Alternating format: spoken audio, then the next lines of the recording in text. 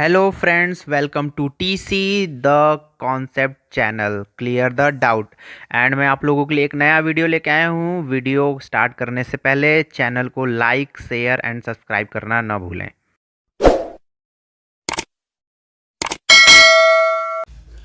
So friends, section A जो है पूरी तरह कंप्लीट हो गया है। अब हम सेक्शन बी पे चलते हैं।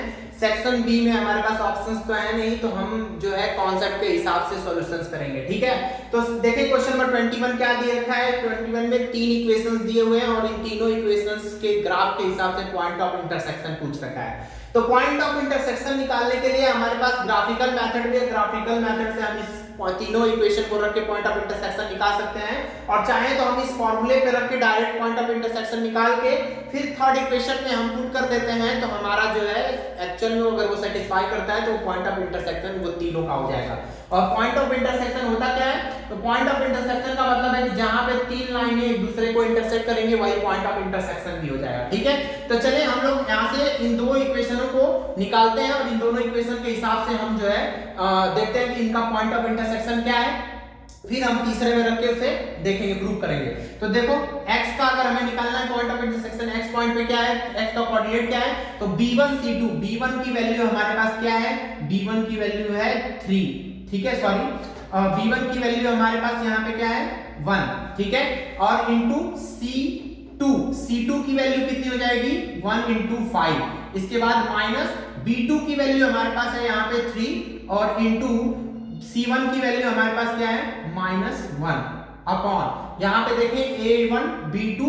a1 की वैल्यू है हमारे पास 2 इंटू b2 की वैल्यू है 3 माइनस a2 b1। a2 की वैल्यू है हमारे पास क्या है भाई यहाँ पे 4 और b1 की वैल्यू है 1। क्या मिल गया हम लोगों को 5 और ये हो गया +3 अपॉन 6 - 4, ये हो गया 8/2। यानी कि क्या मिल जाएगा हम लोग को 4, यानी कि x का जो कोऑर्डिनेट आया इंटरसेक्शन पॉइंट का वो हो गया 4।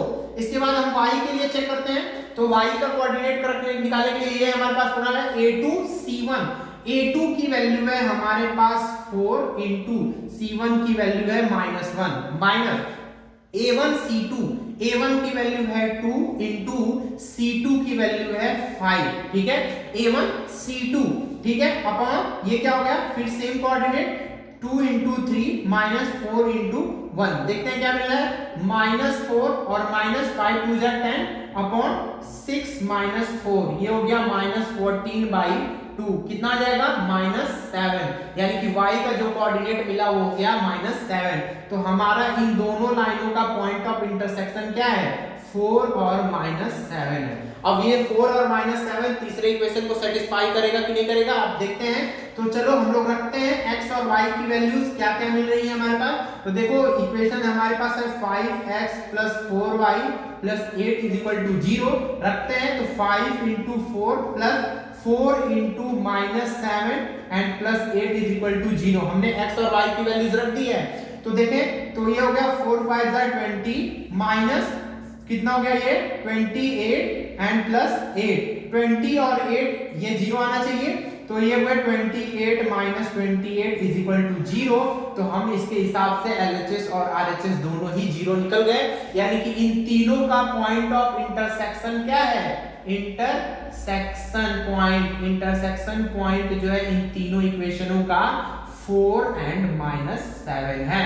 क्लियर, 4 एंड -7 इन तीनों लाइनों का पॉइंट ऑफ इंटरसेक्शन होगा। Let's see question number 22। Question number 22 में देखो हमारे पास एक फिगर दे रखा है और NQ एक टेंजेंट है, और हम लोगों को OQN यानी कि यहाँ वाला जो एंगल है वो हमें निकालना है कि OQN कितना होगा। ठीक है, तो चलो हम लोग देखते हैं कि OQN कितना होगा।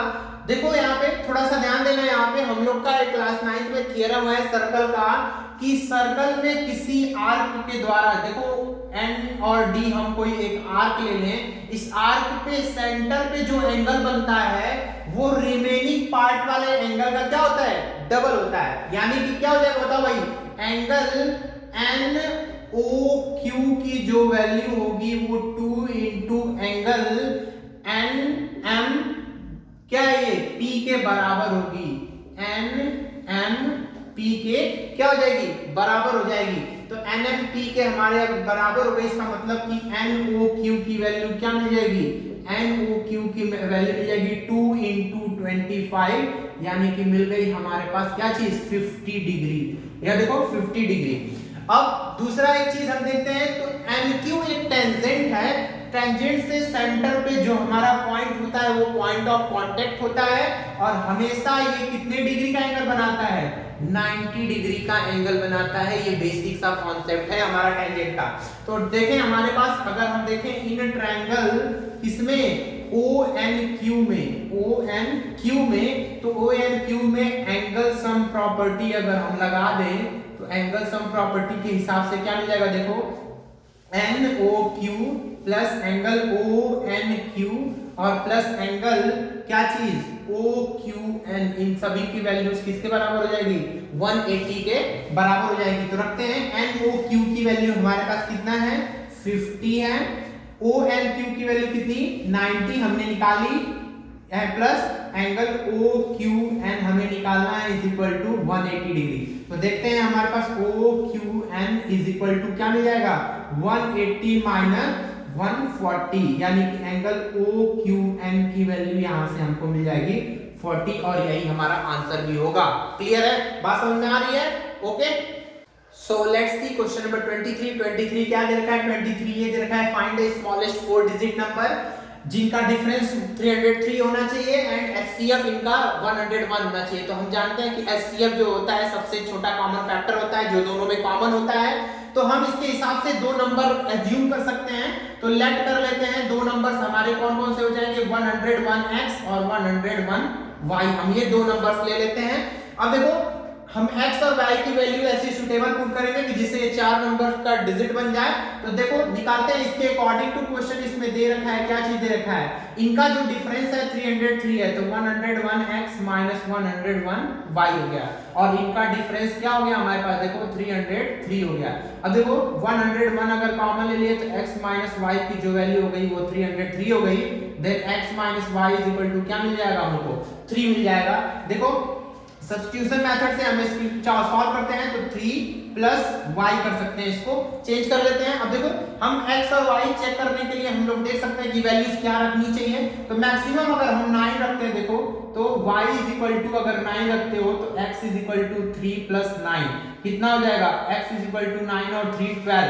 देखो डिजिट रखो, 101 into 12 करेंगे तो ये 12 into 12 12 है, 4 डिजिट तो बन गया, लेकिन 9 अगर कर दिए 101 into y के जगह अगर 9 रख दिए तो देखो ये हो गया 909 ही बन पाया, यानी ये सिर्फ कितने डिजिट का रह गया हमारे पास, ये जो है 3 ही डिजिट का रह गया, लेकिन हमें बनाना कितने का है, 4 डिजिट का नंबर बनाना है। तो हम लोग मैक्सिमम y की वैल्यू क्या रख दें, अगर हम 10 रख दें तो क्या बन जाएगा हम लोगों को, देखो x is equal to 3 plus 10, तो क्या मिल जाएगा, यहाँ पे क्या कर लें, let y is equal to 10 रख रहे हैं हम लोग, देखो ध्यान से जरा, तो x इज इक्वल टू हमारे पास 13 आ गया, यानी कि यहाँ पर x की वैल्यू 13 हो गई और y की वैल्यू 10 हो गई।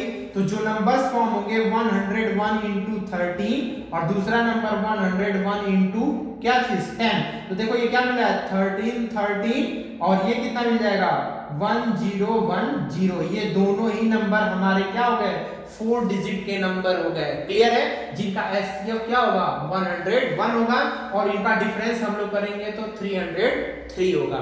ठीक है, क्लियर है। लेट्स सी क्वेश्चन नंबर 24 में हम देखते हैं क्या दिया हुआ है हमारे पास, क्राइटेरिया दे रखा है cos a plus 2b is equal to 0 and cos b minus a is equal to √3/2। इसके हिसाब से हमें निकालना है cosec 2a plus b is equal to, हमें निकालना है कि क्या आएगा।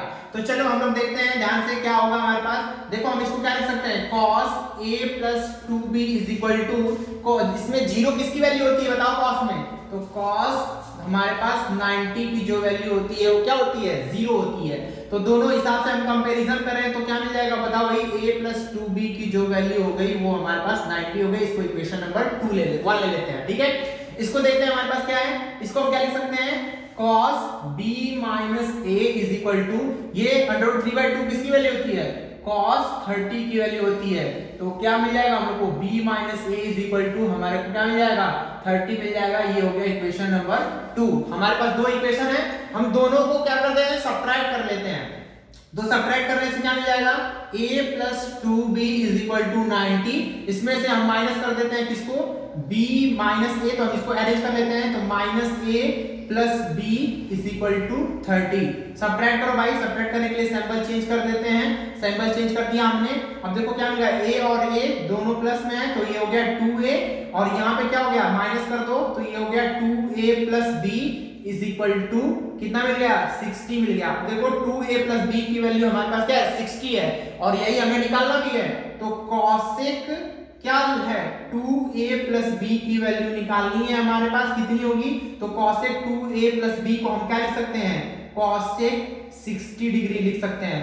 कॉसेक 60 की वैल्यू कितनी होती है, कॉसेक 60 की वैल्यू 2/√3 होती है। बोलो भाई क्या होती है कॉसेक 60 की वैल्यू, कॉसेक 60 की वैल्यू 2/√3 होती है। अगर जिसको कॉसेक 60 की वैल्यू नहीं पता है, कॉसेक साइन का क्या होता है, उल्टा होता है, तो या फिर हमारा जो है हम क्या कर सकते हैं, साइन की वैल्यू, साइन 30 की वैल्यू क्या होती है, √3/2 होती है। रेसिप्रोकल कर देंगे क्या मिल जाएगा, कॉसेक 60 की वैल्यू हो जाएगा। ठीक है, क्वेश्चन नंबर 24 का और वाला पोर्शन, और वाले पोर्शन के हिसाब से हमारे पास दो स्टेटमेंट्स दिए हुए हैं, दोनों को ट्रू और फॉल्स बताना है। ठीक है, तो ट्रू और फॉल्स में क्या दिया हुआ है, पहला दिया है if the value of sin theta increase the value of tan theta decrease. जरा देखते हैं, फर्स्ट ऑप्शन के हिसाब से हम tan थीटा को क्या लिख सकते हैं, tan थीटा को sin theta upon cos theta लिख सकते हैं। ठीक है, तो देखें जरा, tan थीटा यहाँ पे जो है tan थीटा डायरेक्टली प्रोपोर्शनल है किसके, sin थीटा के, यानी कि हम देखते जानते हैं कि डायरेक्टली प्रोपोर्शनल में एक की वैल्यू बढ़ती है तो दूसरे की भी वैल्यू ऑटोमेटिक क्या होती है,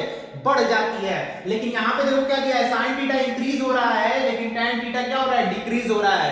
इसका मतलब कि डेफिनेटली ये वाला पोर्शन क्या हो जाएगा, फॉल्स हो जाएगा, यानी कि पहला स्टेटमेंट फॉल्स है भाई। ध्यान दो, यहाँ पे बस स्टेटमेंट को लिखना है ध्यान से। tan थीटा जो है डायरेक्टली प्रोपोर्शनल होता है sin थीटा के, तो हमारा अगर sin थीटा बढ़ेगा तो tan थीटा भी बढ़ेगा, tan थीटा बढ़ेगा तो sin थीटा भी बढ़ेगा।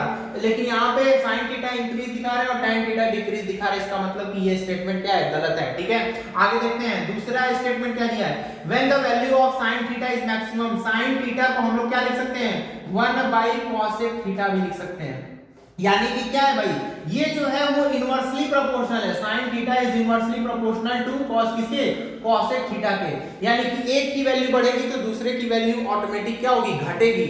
लेकिन यहाँ पे देखो क्या दिया है, एक की वैल्यू बढ़ रही है तो दूसरे की भी बढ़ रही है, यानी दोनों ही बढ़ रही है भाई, तो ऐसा कैसे पॉसिबल है, हमारे इनवर्सली प्रोपोर्शनल में ये सिचुएशन पॉसिबल होती ही नहीं है, यानी कि ये स्टेटमेंट भी क्या है, फॉल्स है। ये दोनों ही स्टेटमेंट हमारे फॉल्स दिए हुए हैं। Clear, let's see question number 25। 25 क्या दे रखा है, 25 में एक कॉर्ड दिया हुआ है जो एक सेंटर पे एंगल सबटेंड कर रहा है 60 डिग्री का। Let draw the figure, draw करते हैं हम लोग फिगर को। तो ये रहा एक कॉर्ड और ये रहा हमारे पास सेंटर पे एक एंगल जो है सबटेंड कर रहा है। हम लिख लेते हैं, ये भी एक कॉर्ड है जो 3.5 सेंटीमीटर की है और 3.5 सेंटीमीटर के हिसाब से सेंटर पे एंगल सबटेंड कर रही है 60 डिग्री का। ठीक है, तो हमें ये जो हमारे पास माइनर सेक्टर बन रहा है, इस माइनर सेक्टर का हमको क्या निकालना है, हमको निकालना है माइनर सेक्टर की लेंथ निकालनी है। ठीक है, तो देखते हैं हमारे पास क्या दिया हुआ है, दिया हुआ है कॉर्ड की लेंथ है। अब देखो जरा यहाँ से हम देखें, इन ट्रायंगल, एक चीज हमें रेडियस चाहिए होगी, तो इन ट्रायंगल AOB में हम लोग देखें AO is equal to OB, ये दोनों ही हमारे पास क्या है, रेडियस है। अब देखो ये दोनों रेडियस है, इसका मतलब कि ये दोनों ही एंगल हमारे कितने डिग्री के होंगे, ये दोनों ही एंगल हमारे बराबर होंगे। अब दो एंगल बराबर होंगे और तीसरा हमारा 60 डिग्री का एंगल दिया हुआ है भाई, तो चलो हम लोग ट्रायंगल सम प्रॉपर्टी निकाले हैं।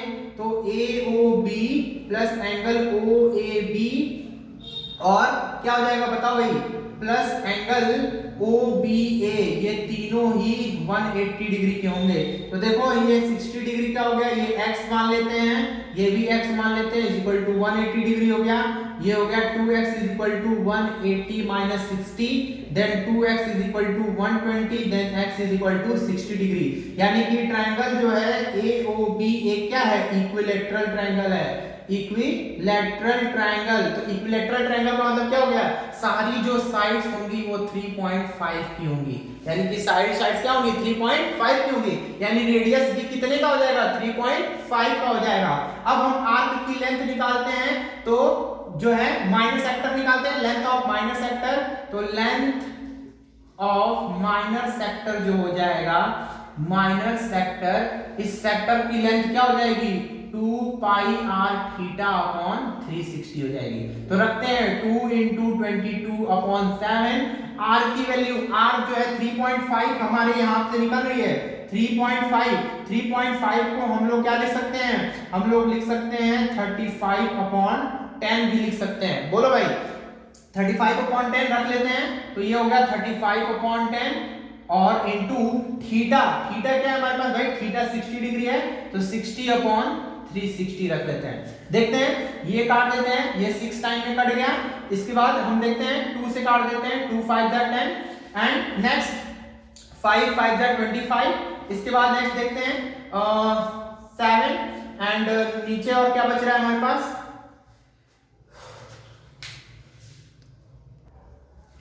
यहाँ पे देखें ये 5 7 जा 35 एंड 7 से 7 कट गया हमारे पास।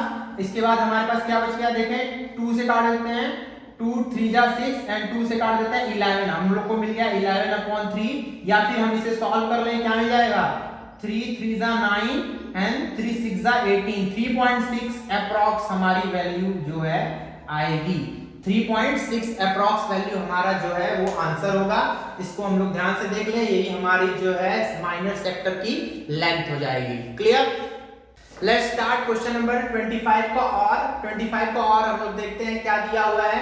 तो कुछ 25 का और दिया हुआ है, एक सेमी सर्कल है बड़ा सा और इस सेमी सर्कल के अंदर एक छोटा सा सेमी सर्कल बना हुआ है और हम क्या कर देते हैं, हम इन लाइनों को ज्वाइन कर देते हैं, सेंटर से M से लेके O तक हमने ज्वाइन कर दिया और O से लेके N तक हमने क्या कर दिया है, ज्वाइन कर दिया है। अब देखो जरा इस सेमी सर्कल में OM भी एक रेडियस है और ON भी एक रेडियस है, हम इन दोनों को 6 रख लेते हैं और हम लोग जो है इस सेक्टर का क्या निकाल लेते हैं, एरिया निकाल लेते हैं। देखो MON एक सेक्टर फॉर्म हो रहा है, तो एरिया ऑफ सेक्टर हम लोग निकाल लेते हैं। तो एरिया ऑफ सेक्टर क्या होता है भाई, pi r square theta upon 360 degree होता है। ठीक है, तो pi r square upon 360 degree में हम क्या निकालते हैं, तो पाई हो गया आर स्क्वायर यानी 6 का स्क्वायर और थीटा यहाँ पे ये एंगल चाहिए। अब देखो जरा ये एक पूरा सेमी सर्कल है, सेमी सर्कल में हमेशा जो एंगल बनता है वो कितने डिग्री का बनता है, 90 डिग्री का बनता है। तो 90 अपॉन क्या हो जाएगा, 360 हो जाएगा। तो 9 से काट दे 4, तो ये हो जाएगा हमारे पास कितना,